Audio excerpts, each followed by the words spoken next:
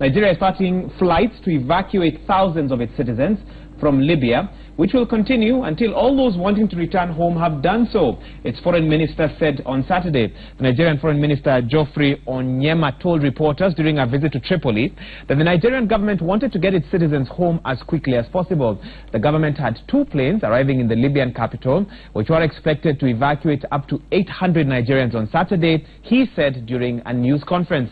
Nigerians have recently been the largest national group among African migrants traveling to Libya and trying to cross from there to Italy by sea. Nigerians have been expecting to fly back, or the country had expected to fly back about 5,500 migrants, their minister said, but the situation on the ground made the actual number hard to ascertain.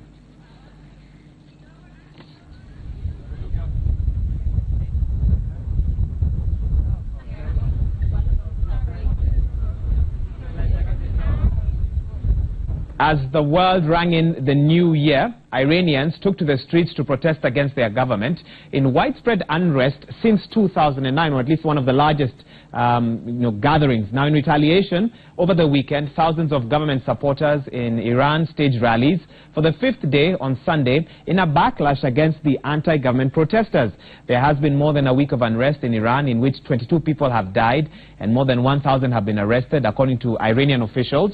The protests spread to more than 80 cities and rural towns as thousands of young and working-class Iranians expressed their anger at graft, unemployment, and a deepening gap between the rich and poor. State television showed live pictures of rallies supporting the government in several cities, including a central city where hundreds gathered despite heavy snowfall.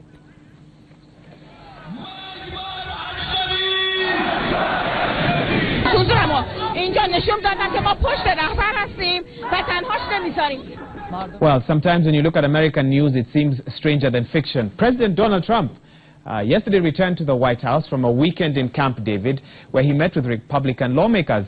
Now, he continued on Sunday with his criticism against a new book that has rattled the White House, Fire and Fury Inside the Trump White House, after a senior aide to Trump assailed it during a CNN interview on Sunday. Senior policy advisor Stephen Miller told Jake Tapper on CNN's State of the Union that this book by the journalist Michael Wolff was a grotesque work of fiction.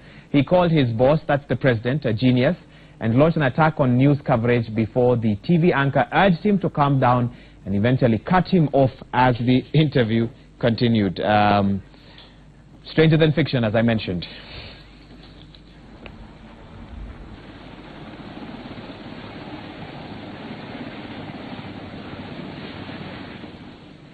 Well, let's take a quick international update before we take a break. For those who follow matters Hollywood, the Golden Globes took place over the weekend. The red carpet was awash with black yesterday as actresses and actors showed solidarity for the movement against sexual harassment and inequality in the workplace.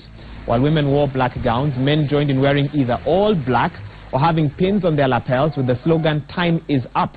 The name of the organization set up by Hollywood actresses to give legal defense for people suffering sexual harassment in the workplace.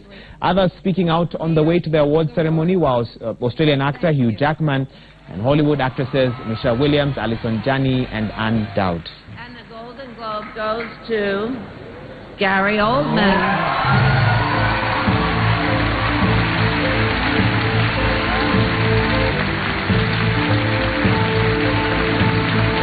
She would say to friends, I go to bed with Winston Churchill, but I wake up, I suppose, better than the other way round.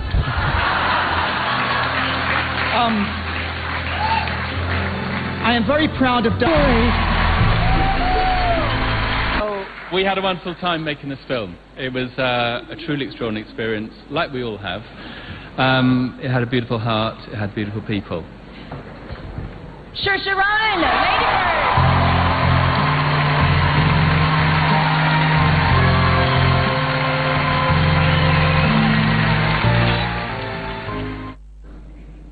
And on that note, we take a quick break. You're watching Citizen Extra live on Citizen TV. This being the first edition of the new year, we value your feedback, and I'll be reading a couple more of your SMSs after this break, but we'll be right back.